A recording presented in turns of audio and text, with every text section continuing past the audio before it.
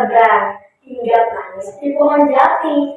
Dongeng hari ini bukan sembarang, mengajarkan jujur seperti ini. Selamat pagi dan salam sejahtera untuk kita semua. Yang saya hormati Dewan Juri, yang saya hormati Bapak Ibu Guru, serta teman-teman semua yang saya sayangi. Perkenalkan, nama saya Neta Rida Urina Babat. Saya berasal dari SD Negeri 20 Manggar. Pada kesempatan ini, saya akan menyampaikan sebuah dongeng yang mengangkat nilai luhur bangsa kita, yaitu kejujuran.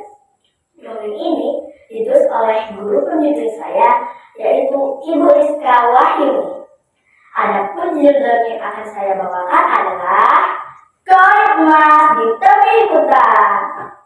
Di sebuah desa yang indah, hiduplah seorang anak yang bernama Kara. Ia tinggal bersama emaknya yang kini mulai sakit-sakitan. Tinggal di desa yang dikelilingi sawah hijau dan hutan hijau. Penduduk desa hidup rukun dan memegang satu pesan dari leluhur mereka. Kejujuran adalah harta yang paling berharga. Di desa itu tinggal juga seorang nenek yang sangat dihormati. Namanya Nenek Suhar, penjaga hutan sekaligus penjaga nilai-nilai leluhur. Suatu hari, karena terlihat sedih karena penyakit emaknya yang belum kunjung sembuh. Emaknya menderita penyakit kulit disertai demam dan batuk yang semakin menjadi. Kara bukan tak mau membelikan emaknya obat, tetapi obat tersebut berada di pasar kota dan letaknya cukup jauh dari desa mereka. Kara juga khawatir karena uang mereka punya tak cukup untuk membelikan emaknya obat. Suatu malam, emak Kara meminta tolong kepada Kara untuk menanyakan obat herbal kepada penduduk desa. Nah, coba kau tanyakan kepada penduduk desa perihal tentang penyakit emak ini. Barangkali ada yang tahu obatnya. Baik, Mak. Besok pagi Kara akan pergi ke balai desa untuk menanyakan obat. Mak, baik-baik di rumah ya.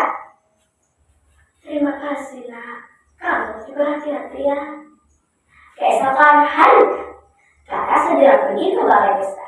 Sampai di sana, Kara meminta saran kepada penduduk desa yang biasa mengobati orang sakit.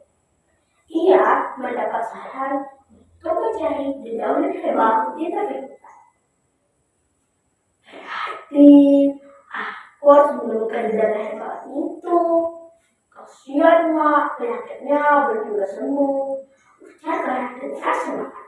Tak butuh waktu lama, Kara segera pergi untuk mencari dedaunan herbal itu. Ia berniat untuk mencari itu untuk kemana.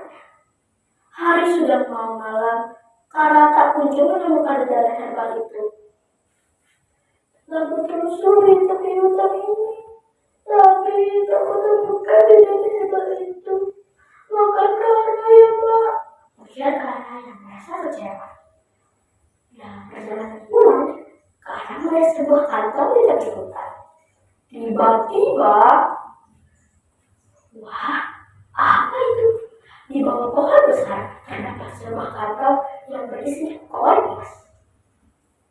Kara pun terkejut. Kalau koin ini aku ambil, aku bisa beli banyak makanan, bisa beli obat cuma di pasar kota. Pasti masuk. Kara pun membawa kantong berisi koin emas itu pulang. Malam harinya, dia tidak bisa tidur. Ia terus gelisah. Keesokan harinya, terdapat seorang penduduk desa yang heboh karena koin emasnya yang hilang di tepi hutan. Ia pun memutuskan untuk pergi ke rumah Nenek Suhar, si penjaga hutan. Nenek Suhar, kemarin koin emasku yang di tepi hutan. Saat pagi ini aku cari sudah tidak ada lagi. Barangkali Nenek melihat. Penduduk desa kita sangat menjunjung nilai-nilai leluhur. Jika ada yang melakukan haknya, pasti dia akan bertanggung rumah nenek. Baik, Raden, Jika ada bias yang menemukan kata bersih koin emas, tolong menyelamatkan gue ya. Baiklah, sebentar lagi akan nenek sebarkan ke wilayah desa bahwa ada seorang penduduk yang kehilangan koin emasnya di tepi hutan. Di saat seluruh desa sibuk dengan koin emas, karena pun tak kalah sibuk dengan koin emas yang dia dapatkan. Ia pun membawa koin emas itu ke pasar kota untuk dijual dan nantinya akan dia belikan obat dan makanan untuk emaknya. Beberapa langkah lagi, ia sampai di pasar kota. Ia pun terhenti karena bertemu dengan temannya yang juga pergi ke pasar kota. Ia pun dengan semangat menceritakan kejadian ia mendapat koin emas itu.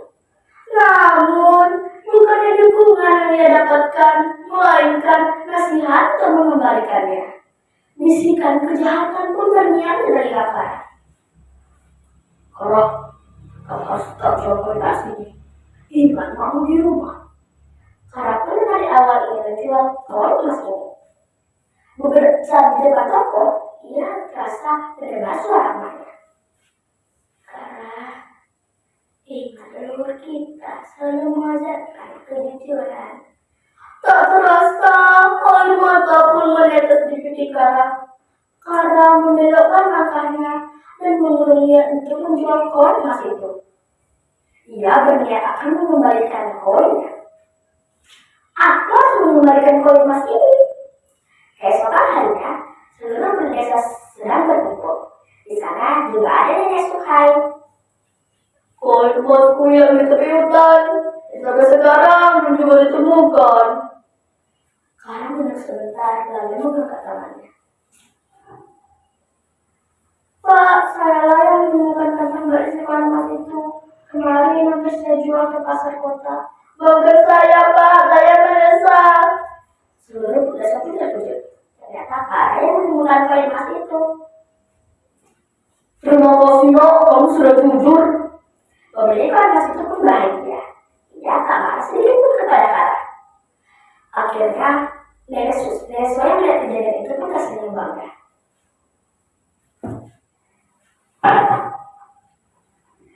Kara, hari ini kau telah menjaga warisan leluhur kita.